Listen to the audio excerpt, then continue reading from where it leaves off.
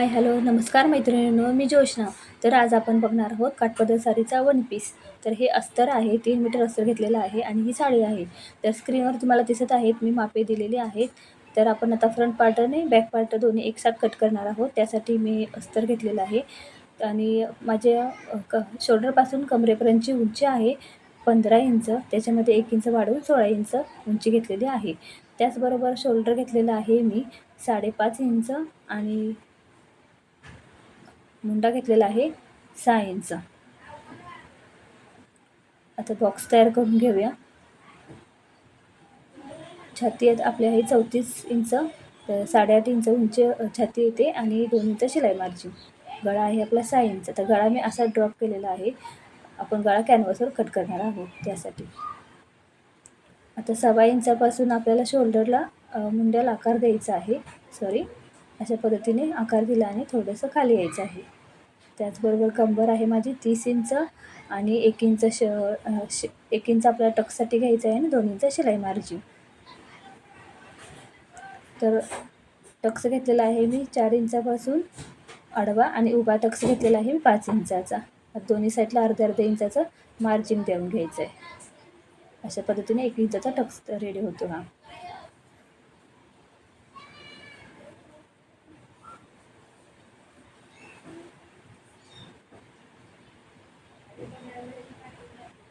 आता कमरेच्या साईडनं आपल्याला अर्धा इंच वरती यायचं आहे, म्हणजे आपल्याला वन पीस आपला फिटिंगला छान बसतो यासाठी. आता हा मधला आपल्याला हा आतला आकार द्यायचा आहे मुंड्याचा, फ्रंट पार्टचा, आणि हा शोल्डर उतर द्यायचा आहे गळ्याच्या साईडने. आणि जसं आपण मार्जिन केलेलं त्यानुसार आपल्याला हे कट करून घ्यायचं आहे. बॅक पार्ट आणि हा फ्रंट पार्ट दोन्ही असे टाकून घेतलेला आहे, म्हणजे आपल्या लक्षात येईल यासाठी. आता हा फ्रंट पार्टचा आपल्याला मुंड्याचा आकार कट करायचा आहे.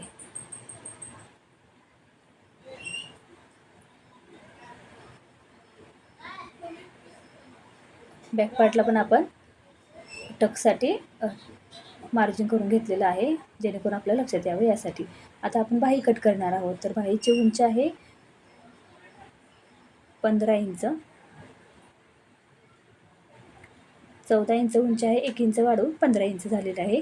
त्याचबरोबर छातीचा चौथा भाग येतो 8.5 इंच. तर आपण 8.5 इंचावरती लाईन मारून घेऊया. एक बॉक्स तयार करून घ्यायचा आहे आणि आपल्याला बाहीचा शेप द्यायचा आहे 3.5 इंचावरती. कॅप हाईट द्यायची आहे 3.5 इंचावरती. तर अशा पद्धतीने आपण एक लाईन ड्रॉ करून घेतली.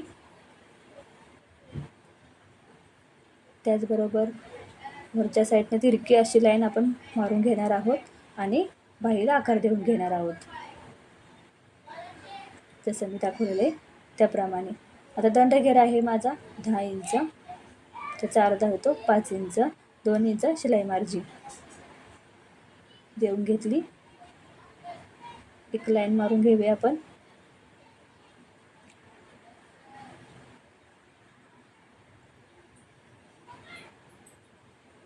सेंटरमधून पाऊण इंच अंतर आलं पाहिजे, पाऊण इंच अंतर आलं पाहिजे. अशा पद्धतीने आपली बाही रेडी झालेली आहे, ती कट करून घेतली. आता ही साडी आहे, साडीमधला हा पदर आहे. तर पदराचा आपल्याला फ्रंट पार्ट आणि बॅक पार्ट दोन्ही एकसाथ कट करायचा आहे. तर त्यासाठी आपल्याला पदर कट करून घ्यायचा आहे साडीमधून. आता या पदराच्या आतली डिझाईन दिसते तुम्हाला, त्याच्यामध्ये आपल्याला बाही कट करायची आहे.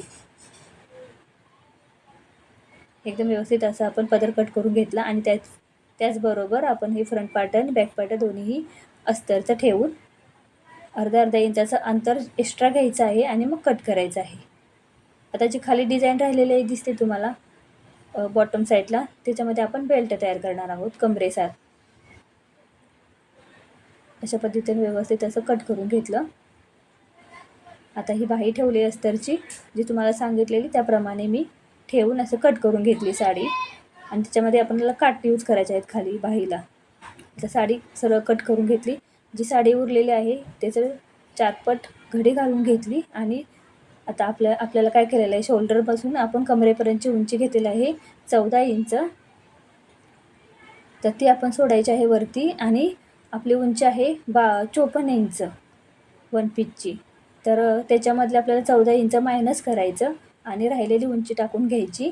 अर्धा इंच प्लस करायचं. फक्त वरती शिलाईला जाणार, खाली काठाला शिलाई नाही येणार. फक्त अर्धा इंच एक्स्ट्रा घ्यायचं आहे राहिलेलं.